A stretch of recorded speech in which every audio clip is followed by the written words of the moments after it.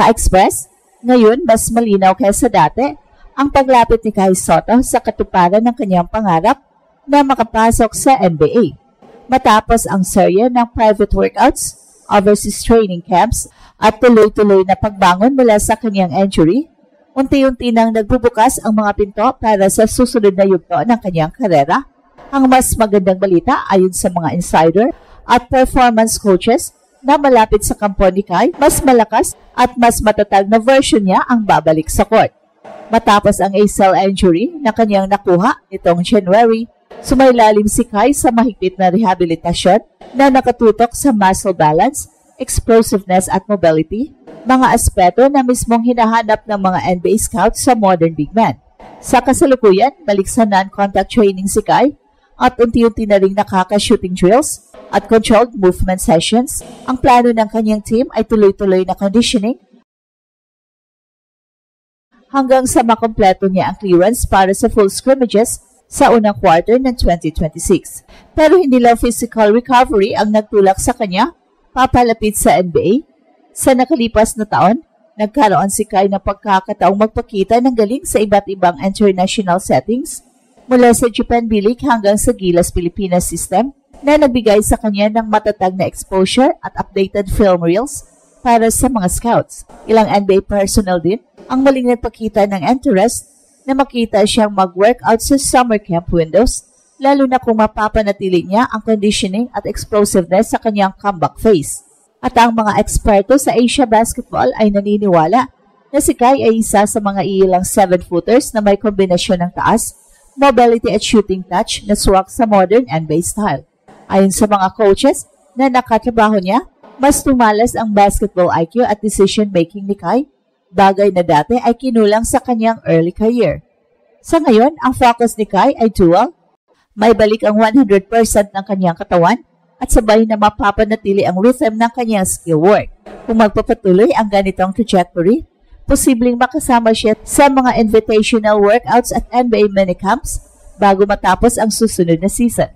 Hindi pa man sigurado ang kontrata, malinaw na ang direction papunta sa pinakamalaking basketball stage sa mundo at sa bawat araw na lumilipas, isang hakbang na lang si Kai mula sa pangarap na bitbit niya simula pa noong bata pa siya. At kung pagbabasihan ang lakas, disiplina at dedikasyon niya ngayon, mukhang mas handa na ang mas malakas na Kai Sotto sa panibagong laban para sa kanyang NBA dream. Kai Sotto, ang pambato ng Gilas at ang mukha ng bagong henerasyon ng Pinoy basketball, ay papalapit na sa katuparan ng matagal ng pangarap ang makapasok sa NBA. Sa mga nakalipas na buwan, dumaan si Kai sa pinakamahirap na yugto ng kanyang karera matapos ang injury na muntik nang pumigil sa kanyang momentum. Pero ngayon, habang unti-unti siyang bumabalik sa forma, mas malinaw na ang direksyon ng kanyang journey, isang mas malakas, mas matatag at mas handang Kai Sotto ang muling lalaban para sa kanyang NBA dream. Matapos makaranas ng ACL injury, agad siyang sumailalim sa isang detalyado at discipline-based rehabilitation program. Araw-araw, oras-oras, halos nakatutok si Kai sa kanyang recovery mula sa strength building hanggang sa mobility drills. Hindi lang simpleng pagbabalik sa dati ang target ng kanyang conditioning team, kundi ang pag-angat sa antas ng kanyang katawan para makipagsabayan sa bilis at physicality ng NBA. Sa mga video na kumakalat online mula sa kanyang training sessions, makikita na bumabalik na ang explosiveness at balance ni Kai, mga senyales ng magandang recovery. Ang plano ni Kai at ng kanyang team ay tuloy-tuloy na paglapit sa full contact practice sa loob ng mga susunod na buwan. Nakaschedule din siya na sumailalim sa mga performance tests at medical clearances bago muling lumaro sa competitive games. At ayon sa ilang ulat, layunin nila makabalik si Kai sa full game action sa unang quarter ng 2026, eksaktong timing para sa mga international exposure events at posibleng NBA workouts. At bukod sa physical na aspeto, nananatiling matibay ang mental focus ni Kai habang nasa proseso ng rehabilitasyon. Patuloy siyang nag-aaral sa mga game film at nag-practice sa situational awareness mula sa defensive reads hanggang sa transition offense. At ayon sa mga malapit sa kanya, mas determinado na siya ngayon kaysa dati. Hindi na siya tumitingin sa pressure kundi sa process. Ang goal niya hindi lang basta makabalik sa court, kundi makabalik bilang isang mas kompletong player. At sa panig naman ng mga scouts at analysts, nananatiling mataas ang respeto sa potential ni Kai. May ilan pa ring NBA teams ang nagbabantay sa kanyang progress, lalo na ang mga nakapanood na sa kanya nung naglaro siya sa NBA G League Team Ignite at sa Japan B-League. Ang kanyang taas, shooting touch at court vision ay mga katangian na bihira sa mga big men ngayon. Kapag tuluyan na siyang bumalik sa 100% condition, tiyak na muling magbubukas ang mga pinto para sa mga individual workouts at pre-season camps. At habang abala siya sa pagbabalik, nananatiling buo ang suporta ng mga Pinoy. Sa social media, araw-araw ay ang mga fans ay nag-aabang ng update sa kanya. Ang mensahe ng marami, kaya mo yan, Kai? Dahil sa bawat hakbang ng kanyang recovery, hindi lang pangarap niya ang kanyang dala, kundi ang pag-asa ng isang buong bansa na makakita ng isang tunay na Pinoy sa NBA court. Unti-unti nang nagbubunga ang matinding sakripisyo ni Kai sa kanyang matagal na paglalakbay patungo sa NBA.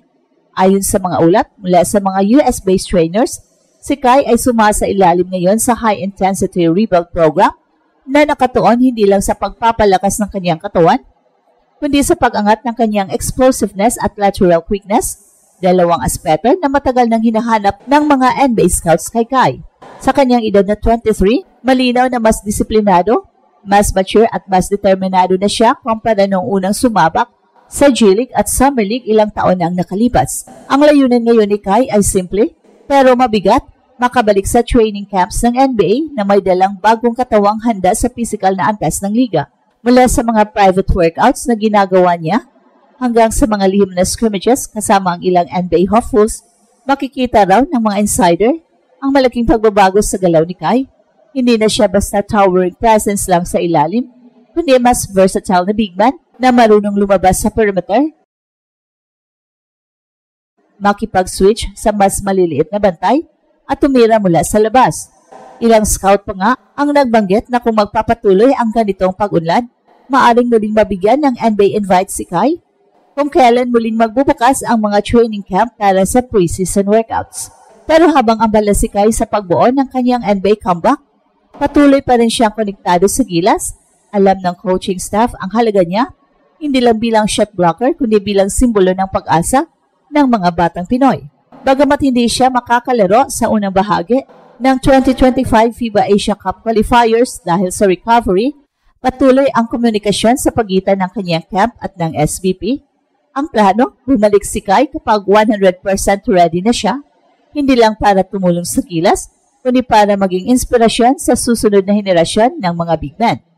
At ito ang Express Info kung saan bawat kwento, ginulat ang mundo. Don't forget to like and subscribe.